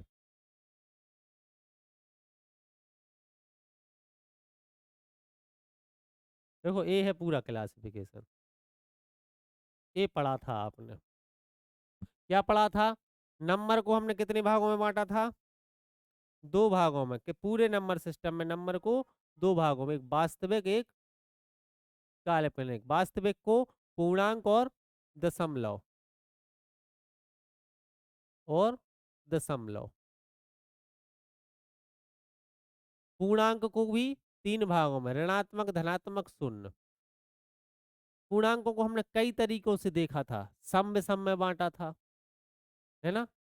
और क्या बांटा था इनको? नेचुरल नंबर क्या होते हैं, कौन से? सभी धनात्मक पूर्णांक। और क्या?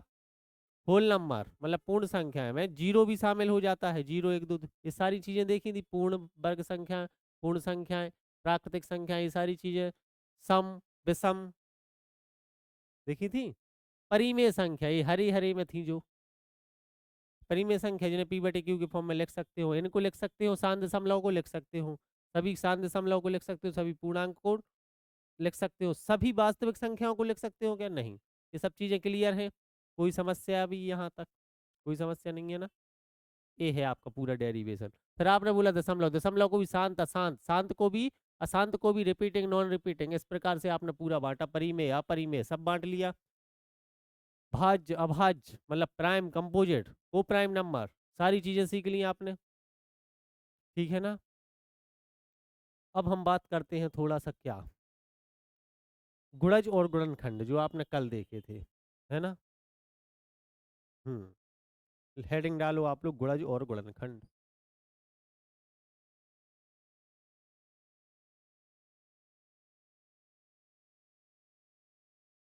गुणनखंड मतलब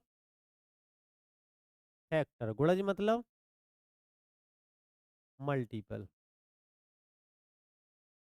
तो आपने देखा होगा पिछली क्लास में, मल्टीपल या गुणज क्या होते हैं? गुणज किसी भी संख्या के गुणज या मल्टीपल। आप बोलोगे सर जैसे 12, 12 के मल्टीपल कौन कौन से हैं? जिनमें 12 का भाग जाता हो वो मल्टीपल होते हैं। 12, 24, 36, 48, 60, 72, 84, 96, ऐसे चले जाएंगे। कितने होंगे? अनंत होंगे। सबसे छोटा 12 का मल्टीपल खुद 12। 18 का सबसे छोटा मल्टीपल 18, 18 दूनी 18 ची 18 चौको 72, 18 पंचे 90, 18 पंचे 90, 18 छक्के, फिर 18 सत्ते, ऐसे ही चले जाएंगे। फिर 8 जोड़ो। हाँ, ऐसे चले जाएंगे, कोई दिक्कत नहीं है। हाँ, आपसे पूछा जाएगा 12 का सबसे छोटा मल्टीपल, 18 का सबसे छोटा मल्टीपल, 12 का सबसे बड़ा मल्टीपल, नहीं बता सकते अनंत तक। 18 का सबसे बड़ा मल्टीपल नहीं बता सकते, लेकिन 18 के गुणा में होगा कुछ 18 एन जैसा। 18 में किसी संख्या को 18 एन जैसा, 12 का क्या होगा 12 एन जैसा, जैसा। ठीक है, आप बोलो इनके कॉमन मल्टीपल क्या है, कॉमन मल्टीपल। कॉमन मल्टीपल मतलब कि जो दोनों में कॉमन हो। 12 है क्या दोनों में कॉमन, 24 है क्या, 36 है क्या। आप बोलोगे सर है 36, दोनों में दिख रहा है 36। उसके बाद क्या होगा, उसके बाद क्या होगा, मतलब यहाँ देखो, 1 2 3, फिर 3, फिर 3, फिर 3 बाद जो आने वाला है वो सारी, यहाँ पे हर 2 के बाद 144 भी यहाँ आएगा। कहाँ 12 में, 12 12 में 144, 44 भी मिल गया एक, हर 2 के बाद। ये होंगे 36, 72, 108, 144 और आगे 180, ऐसे चले जाएंगे। आप बोलो सर कॉमन मल्टीपल ए है। आप बताओ 12 और 18 के कॉमन मल्टीपल कितने हैं, नहीं पता ना। आप बोलोगे सर अनंत, कितने भी हो सकते हैं, चले जाएगी 36 का दुनिया पढ़ते जाओ। सबसे छोटा मल्टीपल 12 और 18 का, वो भी कॉमन। नहीं, पहले आप बताओ सबसे बड़ा, ग्रेटेस्ट, ग्रेटेस्ट या लार्जेस्ट कॉमन मल्टीपल क्या होगा, नहीं पता सर, निकाल नहीं सकते। 36 एन होगा लेकिन हम नहीं निकाल सकते, लेकिन हमेशा 36 के गुणा में ही होगा वो। ठीक है, क्लियर है सबको। लेकिन आप जीसीएम कभी पढ़ा है, या एलसीएम कभी, एलसीएम पढ़ा है, एलसीएम नहीं, लिस्ट क्यों, अपन ग्रेटेस्ट पे बात कर रहे हैं ना, या हाईएस्ट पर। हाईएस्ट तो नहीं निकाल सकते ना, एससीएम नहीं निकाल सकते, जीसीएम नहीं निकाल सकते, नहीं निकाल सकते सबसे बड़ी संख्या। इसलिए आप लोगों ने एससीएम नहीं पढ़ा, जीसीएम नहीं पढ़ा, आपने पढ़ा क्या है, LCM, least, least common multiple क्या है। मतलब 36 ही वह सबसे छोटी संख्या है, 36 ही वह सबसे छोटी संख्या है जिसमें 12 का भी भाग जाता है और 18 का भी भाग जो आता है, ये होता है एलसीएम, लघुत्तम समावर्तक, जो बचपन में पढ़ते आए। लघुत्तम समापवर्तक, ये होता है आपका, समझ में आया, एलसीएम। किसी को कोई समस्या, अपन ने बचपन में डेफिनेशन पढ़ी होगी, वह सबसे छोटी संख्या जिसमें दो दी गई संख्याओं का भाग जाता हो, ये होता है एलसीएम, लिस्ट कॉमन मल्टीपल। सबसे छोटा कॉमन मल्टीपल ही एलसीएम कहलाता है। क्लियर है क्या सबको, ऐसा मल्टीपल जो दोनों का कॉमन हो और सबसे छोटा हो। लेकिन आपसे पूछा जाएगा, कौन बताएगा, आप, क्या नाम आपका, दीपाली, आप बताएं, ऐसी संख्या बताओ सबसे छोटी जिसमें 12 और 18 का भाग जाता हो लेकिन वह 3 अंकों की हो। हाँ, 108, समझ रहे हैं ना। आप बोलोगे सर वो 36 के गुणा में होगी, लेकिन एन की वैल्यू ऐसी रखो कि 3 अंकों की बन जाए, तो 36 तिया, समझ रहे हैं ना। तो सबसे छोटी संख्या जिसमें 12 और 18 का भाग जाता हो वो कौन सी होगी, 36।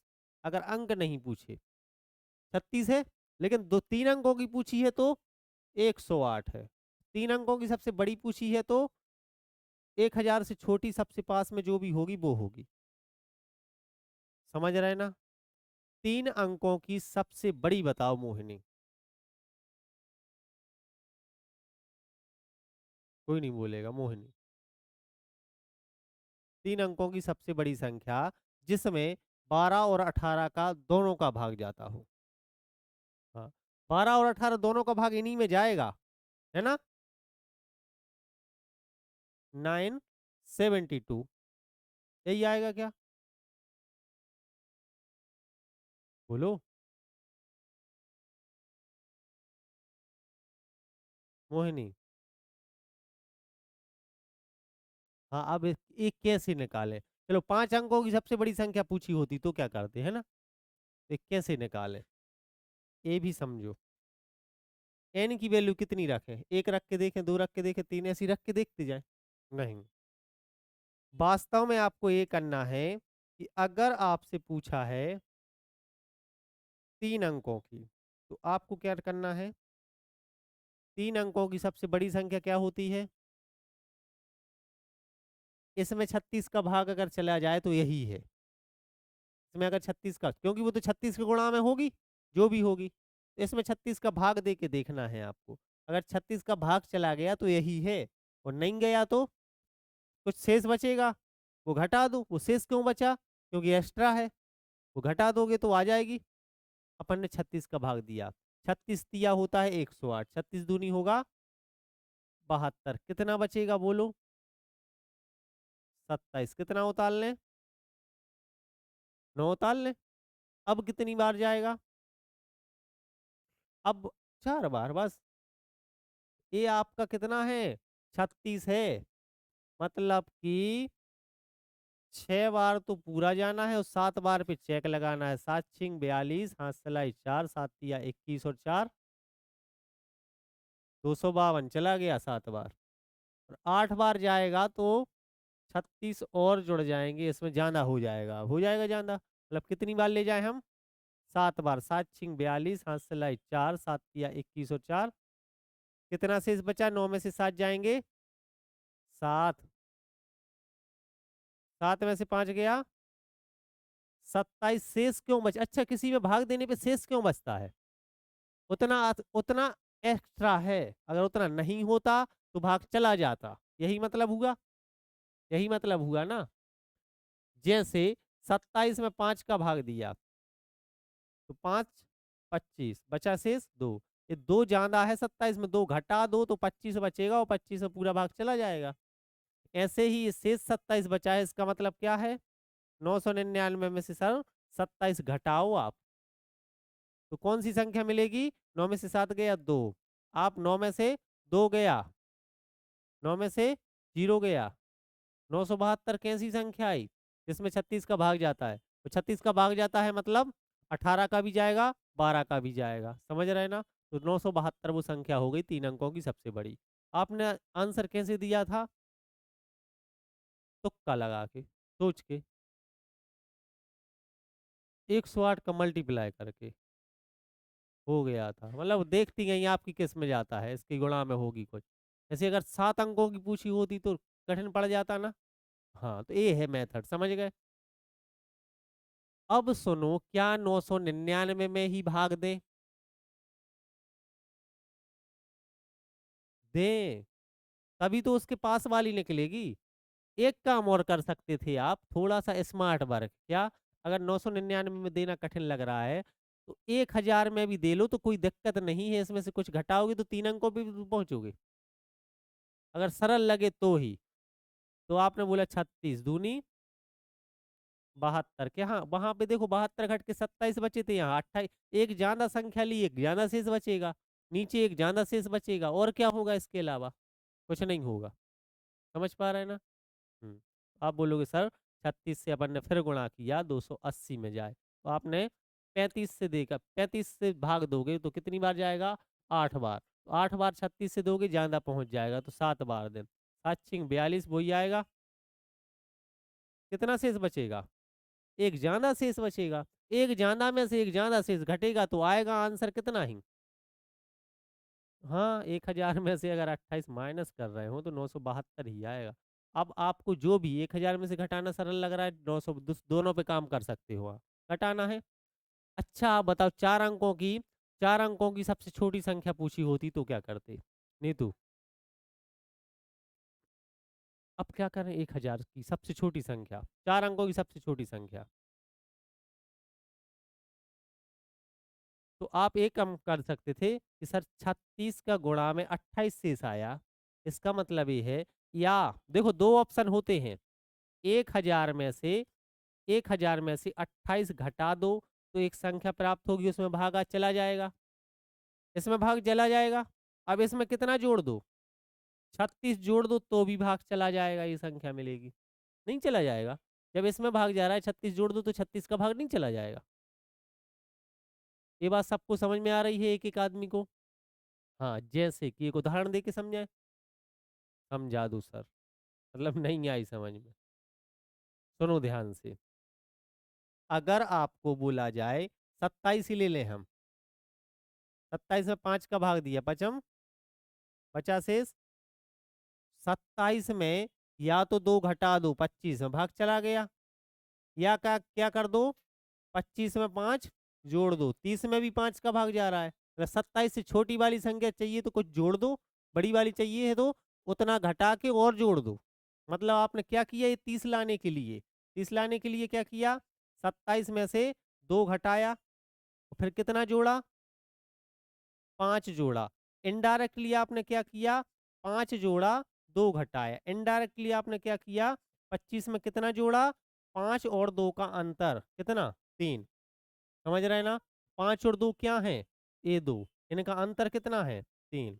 तो एक विकल्प आया आपके पास, 27 में से या तो शेषफल घटा दो तो संख्या वो आ जाती है जिसमें भाग जाता है, या कितना जोड़ दो, ऐड कर दो, इन दोनों का डिफरेंस, भाजक और शेषफल का डिफरेंस, 5 और 2 का डिफरेंस, 3 जोड़ दो तो 30 आ गया, 2 घटाया तो 25 आ गया। ये दोनों संख्याएं कैसी मिलेंगी, जिनमें 5 का भाग पूरा पूरा जाता है। समझ में आया? समझ रहे हैं ना? अगर 27 से छोटी संख्या चाहिए जिसमें 5 का भाग जाता है तो जो शेष पर बच रहा है वो घटा दो। अगर 25 से थोड़ी बड़ी चाहिए है तो क्या जोड़ दो, जिससे भाग दे रहे हो वो जो शेष बच रहा है ना, इनको, इनका, या आप बोल सकते हो सर डिवी, इसको भाजक बोलते हैं, डिवीजर, इसको क्या बोलते हैं, रिमाइंडर। डिवीजर रिमाइंडर का अंतर, डिफरेंस, भाजक और शेषफल का अंतर को क्या कर दो, जोड़ दो। समझ में आ रहा है? दो ऑप्शन है ना, घटाने के भी, जोड़ने के भी। अगर अब आपको 1000 से कम चाहिए, मतलब 3 अंकों पे पहुंच जाओगे, 3 अंकों पे पहुंच जाओगे तो 28 घटा दो। और अगर आपको 4 अंकों की सबसे छोटी चाहिए 1000 के आसपास वाली, इनका अंतर कितना होता है, 36 और 28 का अंतर, 6 और 2 8, या आप क्या कर दो, 8 जोड़ दो। समझ में आ रहा है? तो 1008 हो जाएगा, और ये कितना हो जाएगा, 972। अब 3 अंकों की सबसे छोटी पूछी है ए, 4 अंकों की, सॉरी 3 अंकों की सबसे बड़ी पूछी है 972, 4 अंकों की सबसे छोटी पूछी है 1008। समझ पाए? कोई भी निकाल लोगे आप। आपसे पूछी जाएगी 5 अंकों की सबसे छोटी, तो 5 अंकों की सबसे छोटी लिख लो संख्या, इसमें 36 का भाग दे के देख लो, जो शेष बचे वो इसमें से घटा दो, है ना? घटा दोगे तो 5 अंकों से 4 पे नहीं पहुंच जाओगे, नहीं घटाना है। हमेशा सर जो बोल रहे हैं वो सही नहीं है, आपको अपना दिमाग भी लगाना है। जो शेष बच रहा है वो घटाना है क्या इसमें से, नहीं, फिर तो आप कहाँ पहुंच जाओगे, क्योंकि ये आपने 5 अंकों की सबसे छोटी ली है, और इसमें से कुछ घटा दोगे तो 4 अंकों पे नहीं पहुंच जाओगे। मतलब इसमें कुछ जोड़ना है, कितना, 36 और शेषफल का, शेषफल जोड़ना है। हाँ, जो 36 और शेषफल का अंतर जोड़ना है। क्या जोड़ना है, इतना जोड़ोगे तो ज्यादा ही होगा, और 5 अंकों की ही होगी। समझ पा रहे हैं ना सब लोग? हाँ। दो ऑप्शन क्या होते हैं, एक घटाने का, एक जोड़ने का। घटाना क्या है, रिमाइंडर, जो शेष बच रहा है वही घटाना है। तो जोड़ना क्या है, दोनों का अंतर। दोनों संख्या निकाल सकते हैं, चाहे आपसे 5 अंकों की छोटी पूछे, 5 अंकों की सबसे बड़ी पूछे, 10 अंकों की पूछे, कुछ भी पूछे, आप सब निकाल लोगे। अच्छा, अगर आपसे पूछे, चलो ठीक है, इतना ही काफी है ना? समझ पाए ना? एलसीएम क्या होता है? आज की क्लास में आपने क्या क्या सीखा, देखो कल हम आगे और चर्चा करेंगे इसी चीज पे, एलसीएम एलसीएफ पे। एलसीएम क्या होता है, ये होता है सर दोनों के कॉमन मल्टीपल, वो भी कौन सा, लीस्ट, यही एलसीएम, लीस्ट, सबसे छोटा 36। लेकिन अब 36 ही अकेली नहीं सीखना, 36 निकालना तो हम सीखेंगे, इसकी 3 4 मेथड भी सीखेंगे। लेकिन आपको ये भी सीखना है कि सिर्फ 36 ही नहीं है जिसमें भाग जाता है। 36 तो सबसे छोटा बात कर रहे हो आप, सबसे छोटा है। 36 से बड़े भी हैं। कौन से होंगे? 36 के गुणा में ही होंगे, पहली बात, पहला पॉइंट। 36 से बड़ी कोई संख्या होगी तो वो क्या होगी? 36 के ही गुणा में। समझ पाए ना? ऐसी कहाँ तक जाएंगी ये? अनंत तक। तो 12 और 18 से दो संख्याओं से भाग जिसमें जाता है वो इनका एलसीएम कहलाता है। वो कितनी आई? 36। 36 को छोड़ दें तो आगे वाली कौन आएगी? 36 के ही गुणा में। समझ में आया? हो जाएगा। कोई भी ये संख्या आप कुछ कहीं भी निकाल लो, 4 अंकों की निकाल लो, 5 अंकों की निकाल लो, हमेशा वो क्या होगी? 36 के गुणा में, 36 का मल्टीपल होगी। ठीक है क्या? ये होता है एलसीएम। एलसीएम कितना निकल के आया? 36। लेकिन 36 ही अकेली नहीं है, उसके आगे भी कुछ संख्या है जिसमें भाग जाता है। अगर आपसे 2 अंकों की सबसे छोटी पूछी है तो 36, 3 अंकों की सबसे छोटी पूछी है 1000, यहाँ कहीं 972 भी आएगी, यहाँ कहीं 972 भी आएगी। वो क्या हो गई? 3 अंकों की सबसे छोटी 1008 भी आएगी, 4 अंकों की सबसे छोटी। ऐसे ही आपकी 4 अंकों की सबसे बड़ी आएगी, 5 अंकों की सबसे छोटी आएंगी। पूछ लेते हैं, निकाल लोगे सब? निकाल लोगे? हाँ। तो लेकिन हम एक 36 लीस्ट कॉमन मल्टीपल निकालना, लीस्ट कॉमन मल्टीपल निकालना तो ऐसे ही निकालोगे क्या हमेशा? नहीं। इसकी कुछ मेथड होती हैं, इसकी 3 मेथड होती हैं। एक तो भाग विधि होती है, मतलब डिवीजन मेथड। एक होती है फैक्टर मेथड, मतलब जिसमें हम फैक्टर निकाल के करते हैं। और एक एडवांस मेथड जो कि हम आप लोगों को सिखाते हैं, उसमें क्या करते हैं? उनके फैक्टर कॉमन लेके। ठीक है। तीनों मेथड हम कल की क्लास में सीखेंगे। और उसमें हम क्या सीखेंगे?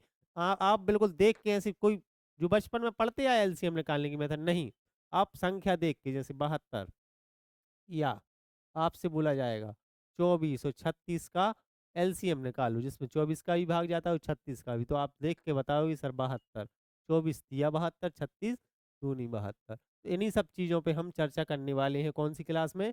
कल की क्लास में। तो कल मिलते हैं इसी टाइम पे, है ना? सब लोग जो नहीं आ रहे हैं क्लास में उनको भी फोन लगा के बताओ। मैथ्स की बेसिक क्लास है ये।